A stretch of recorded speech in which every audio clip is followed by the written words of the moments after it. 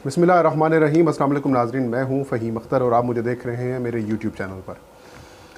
नाज़रीन, बदकिस्मती से पाकिस्तान तहरीक इंसाफ की हुकूमत जब से इक़्तिदार में आई है, पीटीआई को मुख्तलिफ़ किस्म के माफियाज़ का बुरी तरह से सामना करना पड़ रहा है।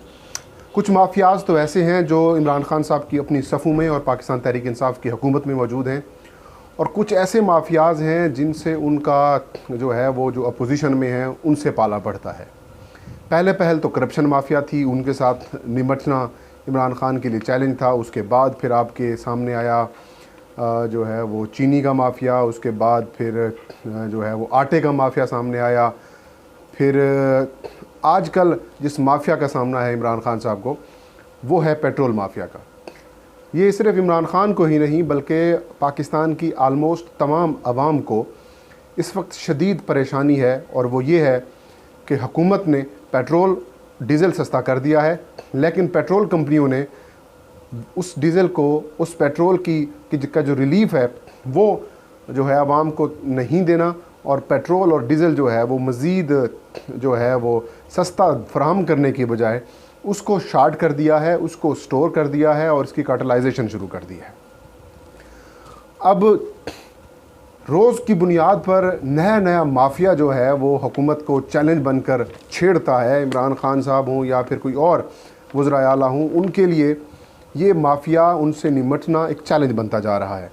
ये माफिया इस हद तक नाज़रीन स्ट्रॉन्ग है कि इनकी एक्सेस हुकूमतों में है, काबीना में है, अरकान असम्बली हैं, इनके सेनेटर्स भी हैं, सूबाई असम्बली के मेंबरान भी हैं, मीडिया में भी ये लोग मौजूद हैं, और हर उस जगह पर ये लोग मौजूद हैं जहाँ पर ओपिनियन बिल्डिंग होती है, लोगों तक उसका असर होता है। सोशल मीडिया पर भी ये लोग जो हैं वो अपने हक़ में फ़िज़ा जो है वो बना लेते हैं।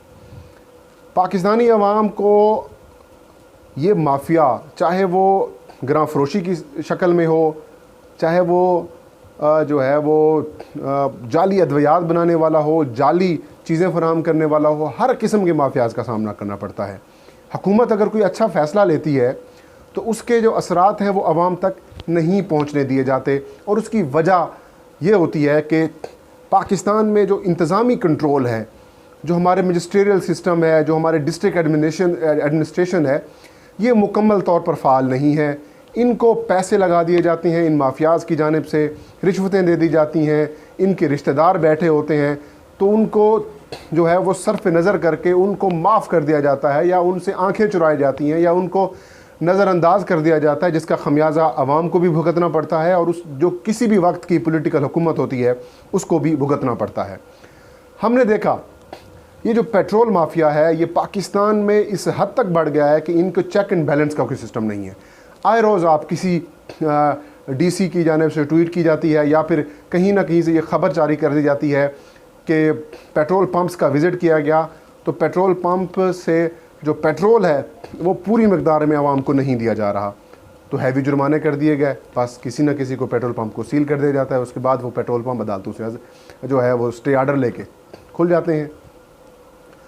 तो डिस्ट्रिक्ट एडमिनिस्ट्रेशन और मजिस्ट्रियल कंट्रोल ना होने की वजह से ये जो माफियाज़ हैं, चाहे वो हर तबके, हर शक्ल में मौजूद हों, वो बढ़ते जा रहे हैं।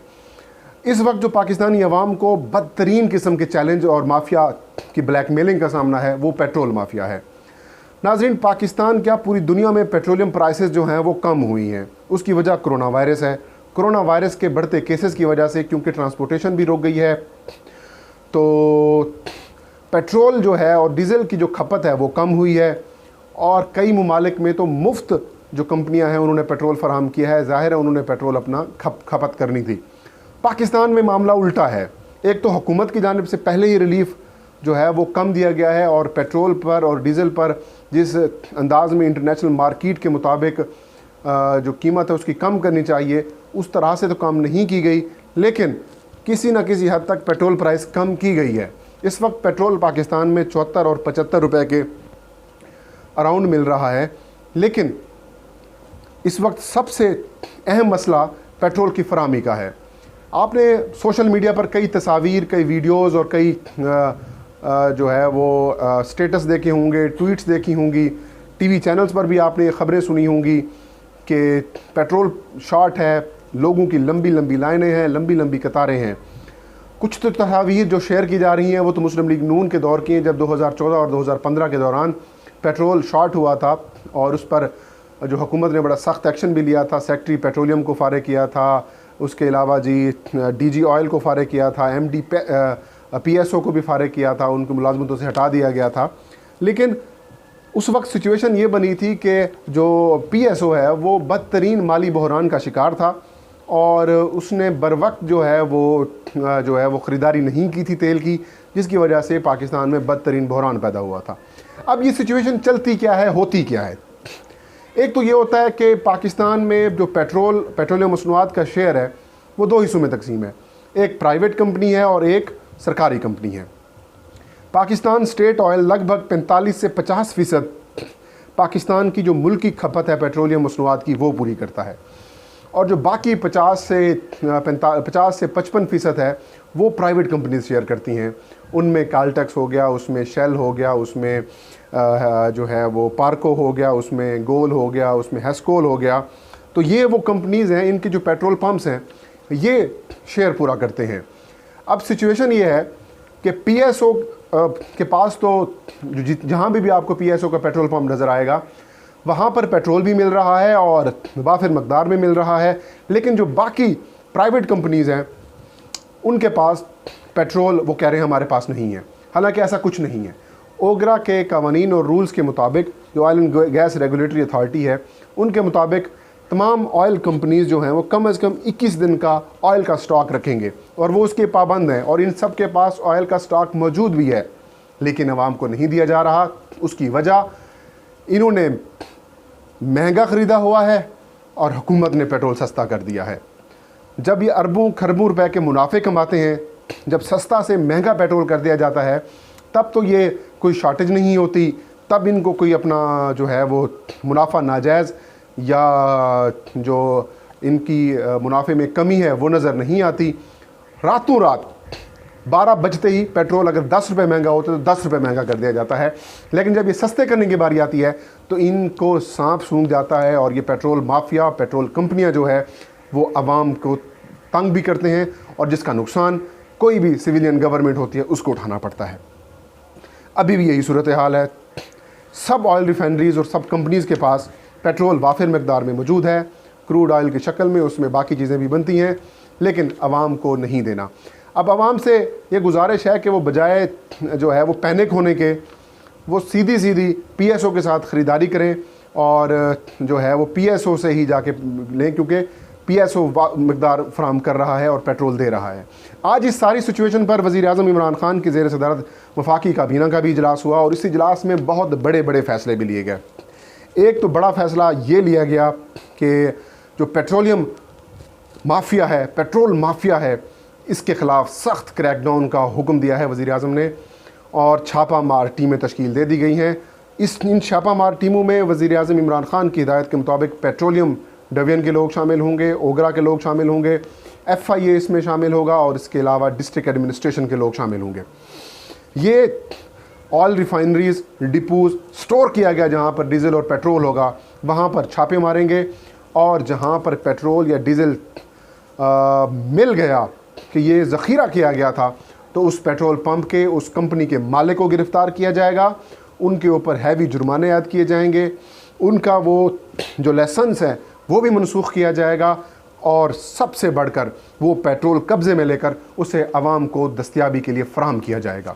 ये एक बड़ा अहम फ़ैसला लिया गया है, और ओगरा को ये हिदायत की गई है कि ये 3 दिन के अंदर इस सारे बहरान को ख़त्म किया जाए और पेट्रोलियम मसनूआत की जो फराहमी है उसको यकीनी बनाया जाए और आवाम को मज़ीद तंग ना किया जाए। वज़ीर-ए-आज़म ने आवाम से ये गुजारिश की है कि आप पैनिक बाइंग, यानी कि आप घबराहट का शिकार होकर ख़रीदारी ना करें, बल्कि तहम्मुल का मुज़ाहरा करें।